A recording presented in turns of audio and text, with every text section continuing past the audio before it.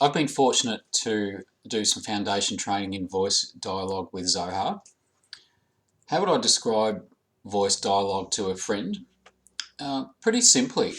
So there are times when we might be generous to others, and there's times when we might be thinking of ourselves. So I could argue that we're not a generous person, but there's a part of us that's generous and a part of us that's selfish.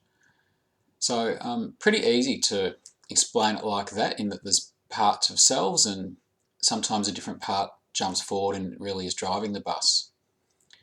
I think that also summarises what I love about it. So what do I like about the approach? I think that provides for people a level of peace in a way to go, oh, you know what, I am not this or I am not that. But there's a part of me acting like this and there's a part of me doing that, and allows people to think about those parts in a more kind of useful way and with a bit less stress for themselves. What I loved about the workshop itself, just a few things, but there's always a treat to be sitting with a group of like-minded people and practitioners, and an opportunity for a little bit of self-reflection. So it's as always training in practice, and yeah, I've actually taken some of the concepts from it and think about them fairly often in a self-reflective way. So that's a really great part of the workshop, and Zohar holds the space well for everyone. So that's also a privilege. What else did I like about the training? I think just the fact that it's authentic and, from my view, kind of transpersonal in approach. And having Zohar there, she's obviously well trained in this technique and studied with the best, so that's a little bonus as well. How has it helped me personally?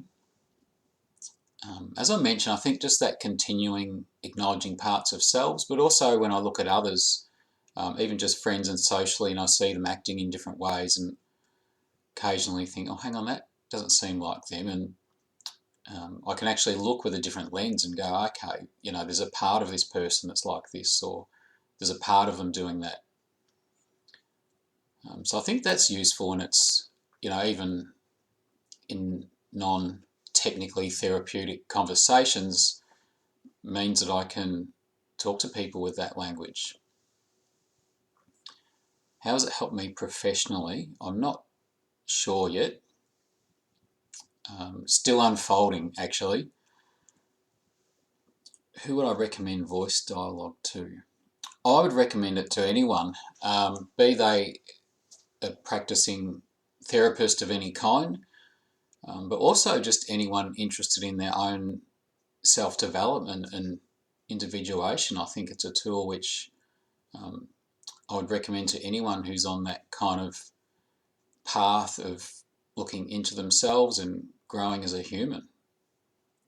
I think, as I mentioned, obviously because she is well trained in it, but she's coming from the right place, so holds it well for people. And I think in running her workshops, really just practice what she preaches. So yeah, just a really good example. Yeah, definitely, and you know, someone that you'd want to be around. I think just go for it. Definitely, if you're interested in looking at things beyond the surface and bringing to any therapeutic work something which is yourself. You know, you are the tool that you bring, and I think unless you're constantly doing work on yourself and being in the client seat as well, and some really self-reflection, then you know, it's the place you need to be.